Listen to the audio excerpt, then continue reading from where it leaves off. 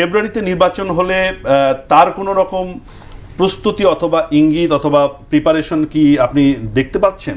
আমাদের নির্বাচন কমিশন কিন্তু প্রধান উপদেষ্টার সাথে দেখা করেছেন, কি দেখা করে তিনি কি আলোচনা করেছেন এটি জানতে পেরেছেন? বা যেটি বিএনপি আশা করছেন যে ফেব্রুয়ারিতে নির্বাচন হবে, এক্ষেত্রে আপনি কি মনে করেন কোনো অনিশ্চয়তা থাকতে পারে? ধন্যবাদ আপনাকে। লন্ডনে বিএনপির ভারপ্রাপ্ত চেয়ারম্যানের সাথে আপনার ডক্টর মোহাম্মদ ইউনূস ম্যাডাম খালেদা জিয়ার মাধ্যমে কিন্তু একটা আলোচনা করে। সেখানে আপনার 1 ঘন্টা 20 মিনিট আলোচনা হয়। অনেক শর্ত সাপেক্ষে তিনি বলেছিলেন যে নির্বাচন আপনার ফেব্রুয়ারির দিকে হতে পারে। তো আমি তখনও বলেছিলাম যে ঘুড়ির লাটাই ডক্টর মোহাম্মদ ইউনূসের হাতে, এবং তিনি যে এজেন্ডা নিয়ে শুরু করেছেন তার এজেন্ডা শেষ না হওয়া পর্যন্ত নির্বাচন হবে, এটা কিন্তু ব্যক্তিগতভাবে আমি কখনো বিশ্বাস করি নাই।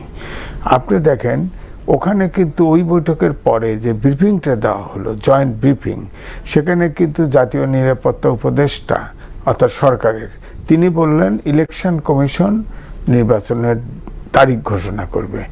তখন ওই সময়ে যে তার আগ মুহূর্তে, বৈঠকের আগ মুহূর্তে যে তাপদাহ রাজনৈতিক অঙ্গনে প্রবাহিত হচ্ছিল, ঠিক এই বৈঠকের পরে কিন্তু একটা শীতল আবহাওয়া কিন্তু তৈরি হলো।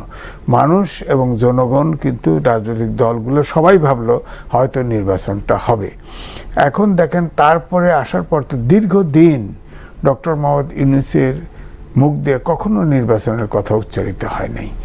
আর প্রধান নির্বাচন কমিশনার তিনি বলেছেন যে সরকারের সাথে আলোচনা করলে তাদের মনোভাব বোঝা যাবে।